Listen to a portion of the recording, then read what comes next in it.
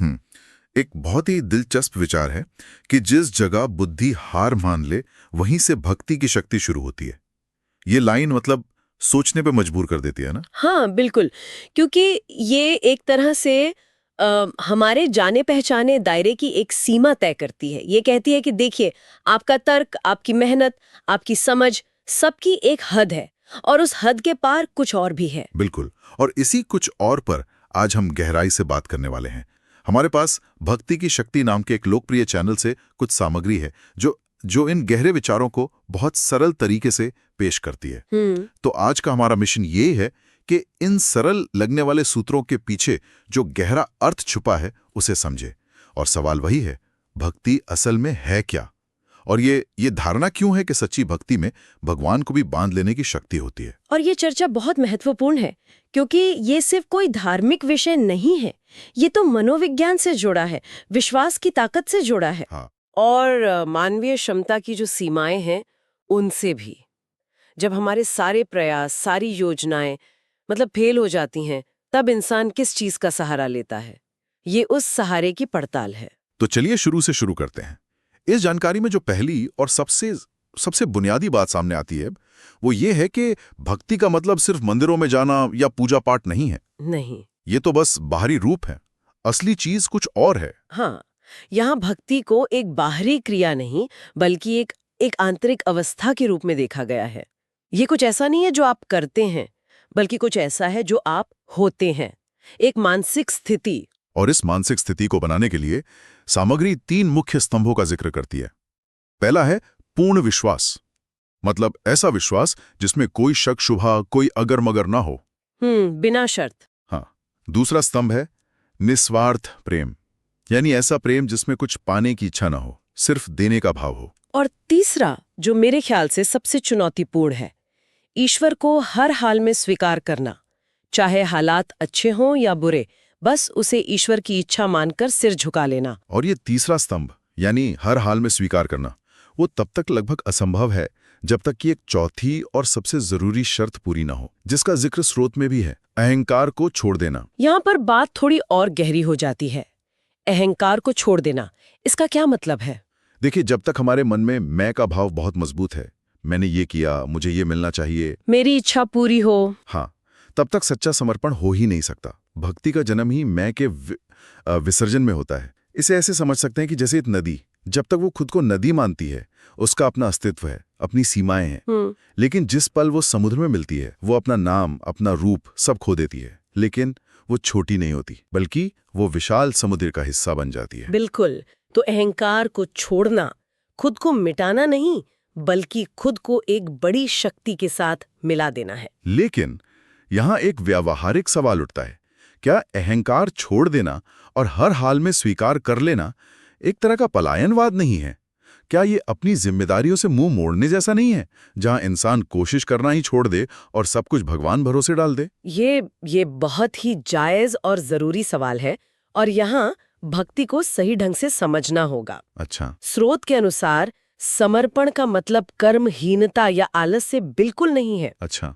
समर्पण का मतलब है अपना कर्म पूरी निष्ठा से करना, पूरी क्षमता से करना, लेकिन फल की चिंता से मुक्त हो जाना। आप अपना सर्वश्रेष्ठ प्रयास करते हैं, पर नतीजा क्या होगा, ये उस बड़ी शक्ति पर छोड़ देते हैं।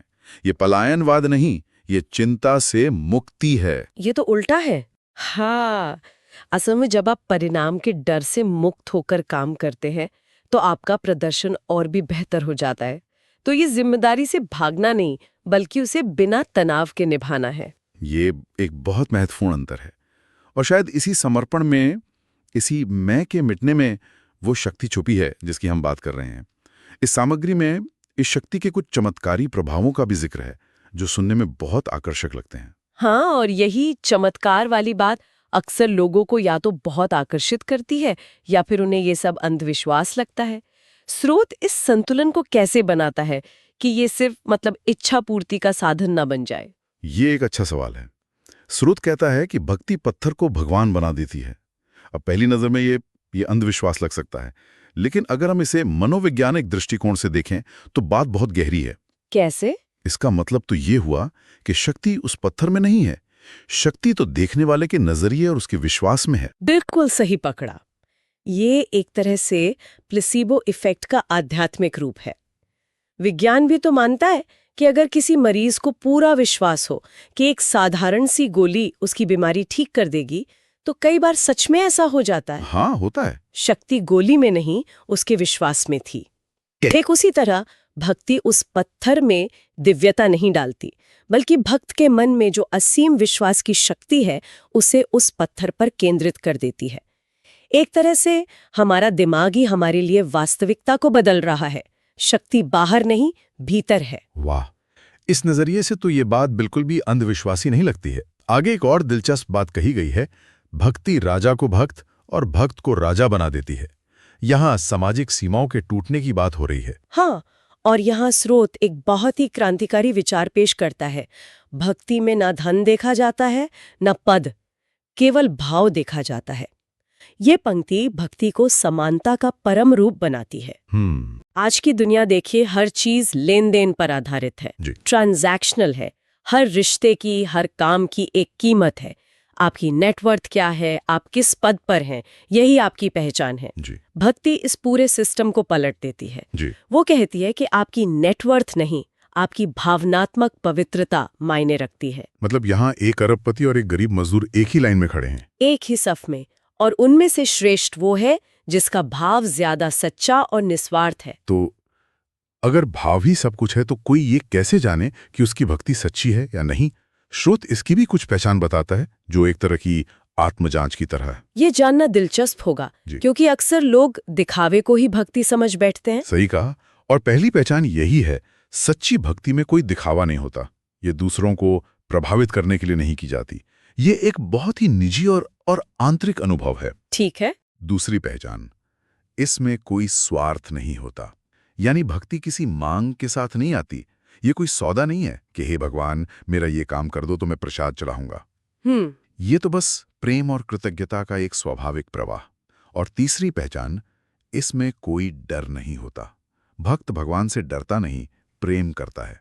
उसे नरक का भय या स्वर्ग का लोभ नहीं होता। ये तीनों बातें, दिखावे की अनुपस्थिति, स्वार्थहीनता और निर्भयता, ये सब एक ही मूल भावना की ओर इशारा करती हैं, जिसे स्रोत एक छोटी सी पंक्ति में समेट देता है, हे प्रभु जैसा आप चाहें। हे प्रभु जैसा आप चाहें। यह वाक्य सिर्फ एक प्रार्थना नहीं है, ये पूर्ण समर्पण और विश्वास का घोषणा पत्र है। यह इस बात की स्वीकृति है कि मुझे नहीं पता कि मेरे लिए क्या अच्छा है, मेरी समझ सीमित है, इसलिए मैं अपनी इच्छा को आपकी इच्छा के अधीन करती हूँ। ये अपने सीमित नियंत्रण को छोड़कर एक असीम शक्ति पर भरोसा करना है। यह स्थिति हासिल करना तो बहुत मुश्किल लगता है, पूरी तरह से अपनी इच्छा को छोड़ देना। तो क्या कोई सरल रास्ता भी है? स्रोत के अनुसार हाँ, एक बहुत ही सरल मार्ग है। भगवान का नाम लेना, जिसे नाम स्मरण भी कहा जाता है। हाँ, इसे भक्ति का सबसे सुलभ रूप माना जाता है, जो हर किसी के लिए हर समय उपलब्ध है। इसके लिए किसी खास तैयारी या सामग्री की जरूरत नहीं है। और इसके बारे में स्रोत की एक पंक्ति मुझे बहुत बहुत सुकून देने वाली लगी। चाहे दुख हो या सुख, यदि मुख से नाम निकल जाए तो समझिए भगवान पास ही हैं। इसमें गहरी बात यह है कि अक्सर लोग केवल दुख में भगवान को याद करते हैं, लेकिन स्रोत कहता है कि सुख में भी अगर वो नाम याद आए तो ये एक गहरे संबंध का संकेत है। ये दिखाता है कि ईश्वर सिर्फ एक संकट मोचक नहीं, बल्कि जीवन का एक स्थायी साथी है। इसका एक बहुत गहरा मनोवैज्ञानिक पहलू भी है। ये कुछ वैसा ही है जैसे समुद्र में जहाज का लंगर होता है। बाहरी दुनिया की लहरें यानी सुख दुख आपको ऊपर नीचे करती रहती हैं, आपको हिलाती हैं। हाँ बिल्कुल। लेकिन वो एक नाम जिसका आप लगातार स्मरण करते हैं, वो आपके मन के लिए लंगर का काम करता है। वो आपको स्थिरता देता है, आपको भावनाओं के बहाव में बहने नहीं देता। ये असल में दिमागी स्थिरता पाने का एक प्राचीन तरीका है। और ये आश्वासन उस समय सबसे ज्यादा महत्वपूर्ण हो जाता है जब इंसान खुद को पूरी तरह से असहाय महसूस करता है। यहीं पर स्रोत की वो सबसे प्रभावशाली पंक्ति आती है, जिसे सामग्री में वायरल लाइन भी कहा गया है। कौन सी पंक्ति है वो? जब हाथ कुछ नहीं कर पाते, तब भक्ति ही वो शक्ति बनती है जो सब कुछ कर देती है। यह पंक्ति सीधे दिल पर लगती है। यह उस क्षण की बात करती है जब हमारी सारी कोशिशें, हमारा सारा ज्ञान, हमारी सारी ताकत जवाब दे जाती है। जब डॉक्टर कहते हैं अब हम कुछ नहीं कर सकते। और ये हमें वापस हमारी चर्चा के शुरुआती बिंदु पर ले आती है, जहां बुद्धि हार मान लेती है, वहीं से भक्ति की शक्ति शुरू होती है। ये पंक्ति भक्ति को असंभव को संभव बनाने वाली अंतिम शक्ति के रूप में स्थापित करती है। ये कहती है कि मानवीय क्षमता की एक सीमा है, एक लक्ष्मण रेखा है, लेकिन भक्ति उस सीमा से परे काम करती है। तर्क के दायरे से बाहर। हाँ, जब तर्क के सारे दरवाजे बंद दिखते हैं तो भक्ति विश्वास का एक नया दरवाजा खोल देती है। बिल्कुल। और ये शक्ति सिर्फ बाहरी परिस्थितियों को ही नहीं बदलती, बल्कि इंसान की आंतरिक स्थिति को भी बदलती है। स्रोत का अंत एक बहुत ही प्रासंगिक विचार से होता है, जो भक्ति को मन की शांति से जोड़ता है। आज के दौर में शायद यही सबसे जरूरी बात है। हाँ, क्योंकि आज हमारे पास साधन पहले से कहीं ज्यादा हैं, लेकिन शांति वो कम होती जा रही है।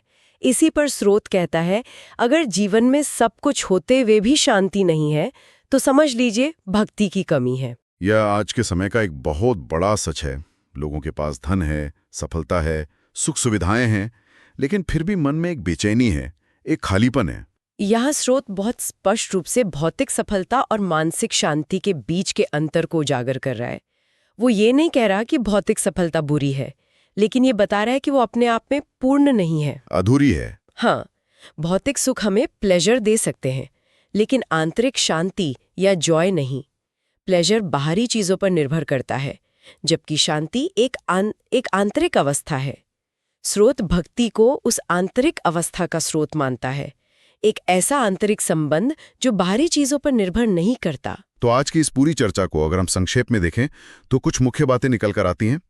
पहली, कि भक्ति सिर्फ एक क्रिया नहीं, बल्कि अहंकार के समर्पण का भाव है। दूसरी, इसकी शक्ति किसी चमत्कार में नहीं, बल्कि खुद हमारे विश्वास की मनोवैज्ञानिक ताकत में है। बिल्कुल। तीसरी, ये सामाजिक भेदभाव को मिटाने वाला एक महान समकारक है, जहां सिर्फ भाव की कीमत है। और चौथी, इसका सबसे सरल रूप नाम स्मरण मन को स्थिर रखने का एक शक्तिशाली उपकरण हो सकता है। बिल्कुल। और इन सब को जोड़ते हुए स्रोत का एक अंतिम शक्तिशाली कथन है, जो इस पूरी अवधारणा का सार है। भक्ति कमाल नहीं करती, भक्ति चमत्कार करती है। कमाल और चमत्कार, इन दोनों शब्दों में एक सूक्ष्म लेकिन बहुत बड़ा अंतर है। कमाल वो है जो मुश्किल तो है, पर मानवीय प्रयास से संभव है। जैसे कोई एथलीट वर्ल्ड रिकॉर्ड बना दे तो वो कमाल है। सही। लेकिन चमत्कार वो है जो मानवीय तर्क और क्षमता से परे माना जाता है। सही। कमाल हमारी अपेक्षाओं की सीमा के भीतर होता है, जबकि चमत्कार उस सीमा को तोड़ देता है। स्रोत का ये कहना कि भक्ति चमत्कार करती है, दरअसल ये स्थापित करना है कि ये एक ऐसी शक्ति है जो ज्ञात नियमों और संभावनाओं के ब्रह्मांड से परे काम करती है। तो इसी विचार के साथ हम अपनी आज की चर्चा को समाप्त करते हैं और सुनने वालों के लिए एक सवाल छोड़ जाते हैं। इस पर विचार किया जा सकता है कि किसी के अपने जीवन में कमाल और चमत्कार के बीच की रेखा क्या है और विश्वास उस रेखा को कैसे धुंधला या मजबूत कर सकता है।